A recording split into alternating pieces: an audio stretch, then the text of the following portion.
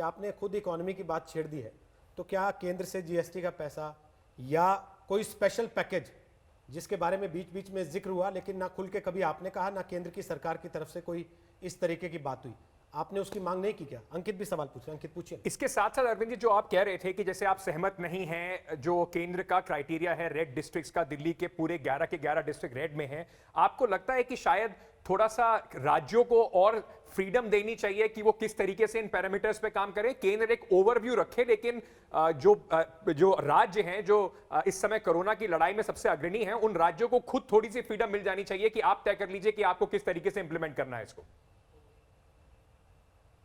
थोड़ा सा हो सकता है। देखिए, एक तो चीज, अभी तक केंद्र सरकार की जितनी गाइडलाइंस आई हैं, मोस्टली गाइडलाइंस बहुत अच्छी हैं। हेल्थ डिपार्टमेंट की गाइडलाइंस आई थी, जैसे पहले उन्होंने कहा कोरोना हेल्थ सेंटर 3 किस्म के उन्होंने बनाए, corona health centre, corona care centre और कोविड हॉस्पिटल्स। फिर उन्होंने अब होम क्वारंटाइन माइल्ड पेशेंट्स को अलाउ किया। ये सारी उनके साथ बातचीत करके चल रहा है। हम लोगों ने आइडिया दिया था उनको, कुछ आइडियाज़ उन्होंने माने, कुछ दूसरों के माने, इस स्टेट का माना, उस स्टेट का माना। तो बहुत अच्छी गाइडलाइंस बन रही है। मैं उम्मीद करता हूं कि आने वाले समय में इसको भी रिफाइन किया जाएगा। जो ये पूरा, जो आपको याद होगा 14 अप्रैल की जो गाइडलाइन आई थी जब लॉकडाउन 2 इंप्लीमेंट हुआ था, वो पूरी की पूरी गाइडलाइन जो है वो कंटेनमेंट जोन्स के बेसिस पे थी, वो डिस्ट्रिक्ट्स के बेसिस पे नहीं थी। इस बार पहली बार उन्होंने पूरे डिस्ट्रिक्ट को क्राइटेरिया बना दिया है, तो वो थोड़ा सा ज़्यादा हार्श हो रहा है पूरे डिस्ट्रिक्ट के ऊपर। जैसे मैंने कहा, एक डिस्ट्रिक्ट में 50 गांव हैं, एक गांव में 40 केस आ गए, तो बाकी 49 गांव उसकी वजह से क्यों सफ़र करें? उस एक गांव को अगर हम सील कर देंगे तो नतीजे भी अच्छे आएंगे और बाकी 49 गांव भी उसकी वजह से सफ़र नहीं होंगे।